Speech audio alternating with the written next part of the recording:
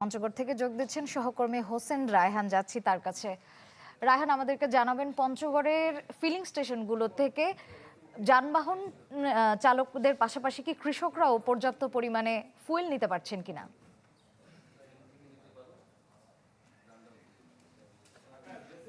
মতো petrol pump রয়েছে, কিন্তু তারা সবাই কিন্তু আসলে বরাদ্দ পাচ্ছে না। ধারাবাহিকভাবে সব পাম্পকে বরাদ্দ দেওয়া হচ্ছে। যেদিন যাকে দেওয়া হচ্ছে তার পরের দিন আরেকজনকে এইভাবে কিন্তু বরাদ্দ চলছে। তো আসলে আমি বর্তমানে যে পাম্পে দাঁড়িয়ে আছি এটি শহরের কাঞ্চনজঙ্ঘা ফিলিং স্টেশন। আমি এই কর্তৃপক্ষের সঙ্গে কথা বললাম, তারা বিগত ৪ দিন ধরে কিন্তু কোনো জ্বালানি এখানে পায়নি। ৪ দিন আগে যে বরাদ্দ পেয়েছিল সেটি তারা ডিস্ট্রিবিউশন করেছে।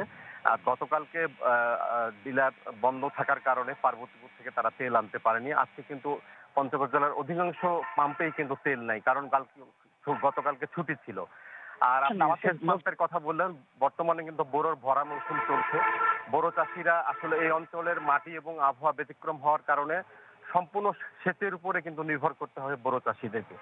বড় চাষিরাও উপজেলা প্রশাসনের মাধ্যমে, উপজেলা কৃষি কর্মকর্তার মাধ্যমে তারা ফুয়েল কার্ড নির্ধারণ করেছে, কিন্তু তারা ফুয়েল কার্ড নিয়ে এসে পাম্প থেকে আসলে আশাতীত তেল পাচ্ছে না, এরকম অভিযোগ চাষিদের পক্ষ থেকে করা হয়েছে। পাশাপাশি অব্যাহত লোড।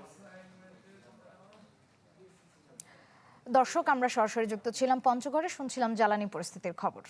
অন্য প্রসঙ্গ, তীব্র লোডশেডিংয়ে বিপর্যস্ত জনজীবন, ব্যাহত হচ্ছে ব্যবসা বাণিজ্য, শিল্প উৎপাদন সহ শিক্ষার্থীদের পড়াশোনা। আরো জানাতে খুলনা থেকে সরাসরি যোগ দিচ্ছেন বেল্লাল হোসেন সজল, যাচ্ছি তার কাছে। সজল, একে তো তীব্র গরম, তার উপরে লোডশেডিং, কেমন আছেন খুলনাবাসী জানাবেন আমাদের। কালার এক্সপার্ট ডার্ক স্যাপ এবং মাইল্ড অন হ্যান্ডস টেকনোলজি সমৃদ্ধ অরিক্স অ্যাডভান্স ডিটারজেন্ট পাউডার আপনার লন্ড্রি এক্সপার্ট।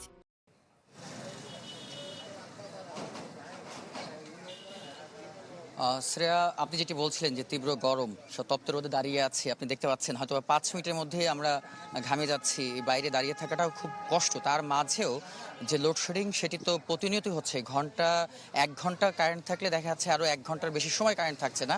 এবং জনজীবন সে তো বিপর্যয় আছেই, বাসা বাড়িতে যারা আছেন গৃহিণী, রান্নাবান্না থেকে শুরু করে নানা ধরনের কাজে যেমন দুর্ভোগ রয়েছে, পাশাপাশি শিল্প প্রতিষ্ঠানগুলো কিন্তু তাদের যে কাজ সেটি ব্যাহত হচ্ছে। আমরা এই মুহূর্তে রয়েছি খুলনা নগরীর শেখপাড়া এলাকায়। এখানে বিভিন্ন কলকারখানা রয়েছে, ওয়ার্কশপ রয়েছে। আপনারা দেখছেন যে ওয়ার্কশপে যারা এখানকার শ্রমিকরা রয়েছে তারা কিন্তু অলস সময় পার করছেন। এই মুহূর্তে কোনো ওয়ার্কশপেই কিন্তু বিদ্যুৎ নেই, ফলে দিনের যে কর্মঘণ্টাগুলো রয়েছে তার অর্ধেক সময় তারা বসে আছেন। এখানে যারা ব্যবসা প্রতিষ্ঠানের মালিকরা রয়েছেন তারা যেটি বলছেন, শ্রমিকদের যে মজুরি সেটি যেমন দিতে গিয়ে বিপাকে পড়তে হচ্ছে, যেহেতু তাদের যদি কাজ সেটি যদি ডেলিভারি না দিতে পারে, শ্রমিকদের টাকাটা দেওয়া অনেকটা মুশকিল হয়ে পড়েছে। এবং প্রতিদিন, বিশেষ করে গত 3 থেকে 4 দিন প্রচুর পরিমাণ লোডশেডিং সেটি হচ্ছে। এবং আমরা কথা বলেছি ওয়েস্ট জোন পাওয়ার ডিস্ট্রিবিউশন কোম্পানির সাথে। তাদের খুলনার বিভাগের 10 জেলা সহ পাশাপাশি যে বরিশাল এবং ফরিদপুর, মোট 21 জেলা তারা বিদ্যুৎ সরবরাহ করে থাকেন।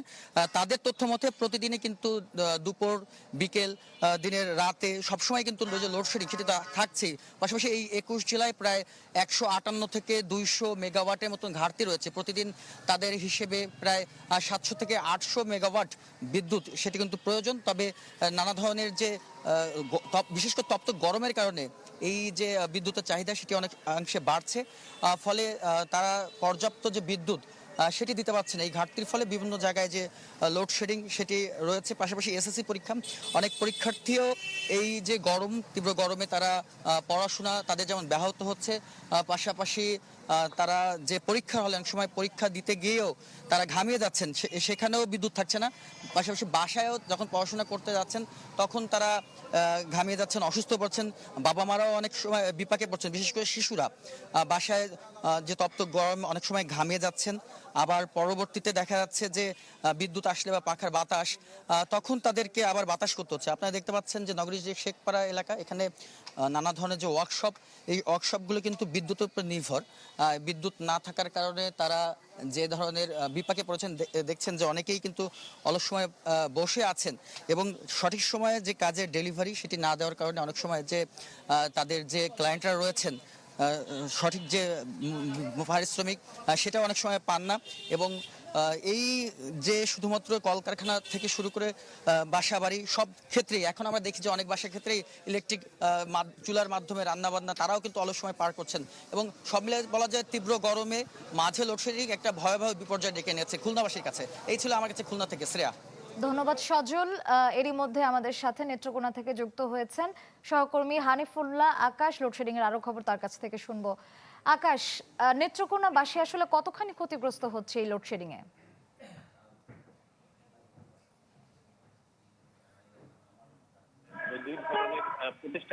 দুই ধরনের প্রতিষ্ঠান কিন্তু এই বিদ্যুৎ সরবরাহ করে থাকে। তার মধ্যে আমাদের নেত্রকোনা শহরে পিডিবির যে চাহিদা সেটি হচ্ছে 19.5 মেগাওয়াট। তার মধ্যে কিন্তু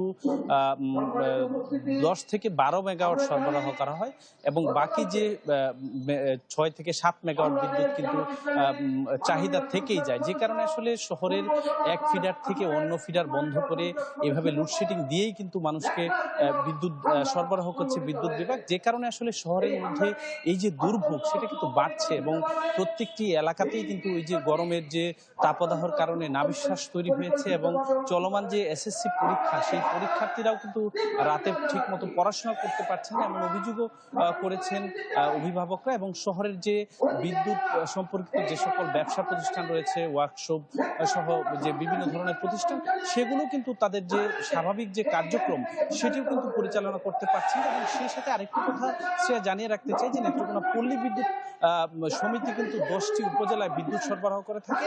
এই পল্লী বিদ্যুৎ সমিতির কিন্তু 160 মেগাওয়াট বিদ্যুৎ চাহিদা রয়েছে, কিন্তু পল্লী বিদ্যুৎ সেটি পাচ্ছে হচ্ছে 60 থেকে সর্বোচ্চ 90 মেগাওয়াট পর্যন্ত।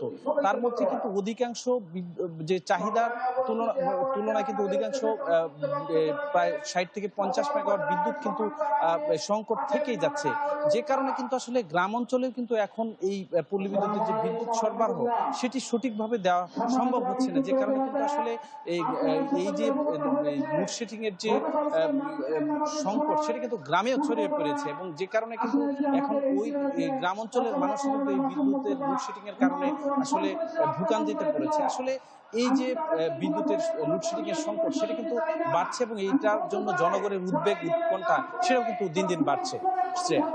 ধন্যবাদ আকাশ। দর্শক, লোডশেডিং এর খবর জানতে আমরা সরাসরি যুক্ত ছিলাম খুলনা এবং নেত্রকোনায়।